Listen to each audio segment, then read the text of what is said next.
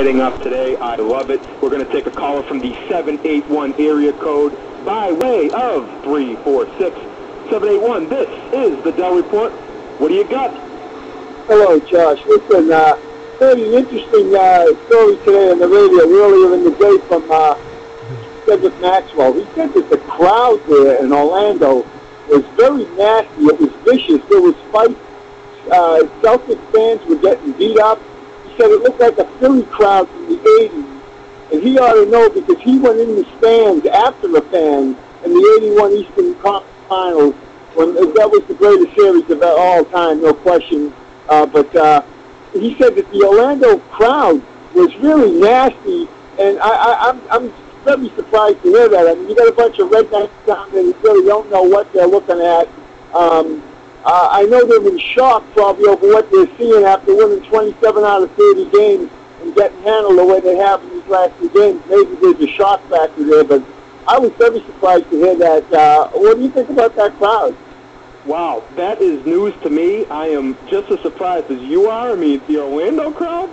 So what exactly were they taking their Walt Disney noise shakers and throwing them off people? I mean, what exactly happened? Orlando, last time I checked, there's no Philly or Boston, but, that's certainly an ugly part of the game, unless, maybe the Celtics fans were just being that unruly and they could have opened up the can of worms. I suppose that could have happened, too. I mean, let's face it, we Celtics fans aren't exactly the best at keeping our emotions in check. But, you don't want to hear about that. I'm very surprised. I wouldn't have expected to hear that.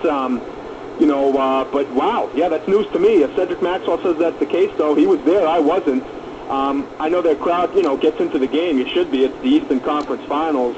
I'm glad you brought in the whole question of the crowd because when it comes here in Boston, I mean, you won't see the noise shakers or the little, plastic rattlers. I mean, quite frankly, I don't think you could pass that out to a Boston crowd because, well, we're a little too rambunctious for those kind of things. Those probably would get thrown off people's heads, and not that I'm condoning that, but you really can't pass those things out. I mean, you'll give the Celtics crowd some towels, but you don't want to give them hard plastic objects. That's really not a good idea to have up in the Beantown crowd. But yeah, that's news to me. I didn't hear about that. That is an ugly part of the game. That's something you don't want to hear about. I wouldn't go crashing just on the Orlando fans just yet, though. I know how some of our boys can be, but at the same time, they're paying good money for those tickets. They're trying to enjoy themselves. They probably took the flight down to get some vacation time. You really don't want to see any of them getting caught up in some trouble. So hopefully, whatever trouble ensued, the right people were found, in trouble with the law, and everything was taken care of. I hope everybody's all right. I don't want to hear about that, but that's news to me. Orlando, I wouldn't have expected to hear that. Not saying Orlando's a soft place. There's nothing to do about that, but it just doesn't seem like your typical hostile. I mean, you got your Bostons, your Philadelphias, your New Yorks. I mean, those are the places that, usually get kind of rowdy with the fans. And I suppose it being the conference finals, I guess it could get rowdy anywhere. And if you're pounding your chest too much, some people might take offense to that. But, I know the fans in the front row certainly give the refs a lot to hear about. I saw a couple different fans, voicing their displeasure with the officials on some of the calls they made. But you see that all the time. I mean, people always give the officials a hard time. In fact, one story I want to run with real quick was it Joe DeRosa, one of the officials last night. At halftime, he actually was getting ready to place the basketball on the scorer's table because the half had just ended, and a fan came down, and they're separated by the scorer's table, of course, but the fan had some choice words for him. He said something that DeRosa didn't like. DeRosa, in turn, didn't, whip it at him, but he tossed the basketball at him.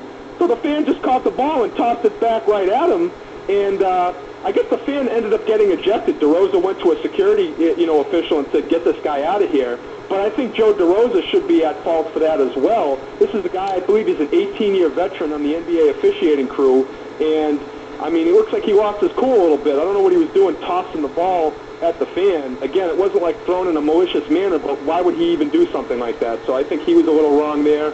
And, yeah, I guess the Orlando crowd was getting a little rowdy last night. Maybe it's just, like you said, caller, they're just so taken by the fact that this is a team that won 27 of their last 30, and the first two games in Orlando ended up in losses. The series is not over by any means.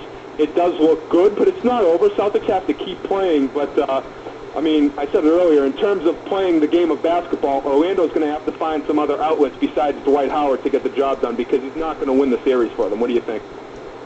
Oh, no, there's no doubt. Howard, like you say, even if he has a monster game like he had last night, which is as good as I've ever seen him play, when he was hitting 12 out of 17 free. I mean, if they can do that and still lose, they've got to come up with something else. As far as DeRozan is concerned, I'm sure the league is going to reprimand him on that turn of events. He had no business doing that. The fans should have kept the ball. That would have been interesting. Yeah, but exactly.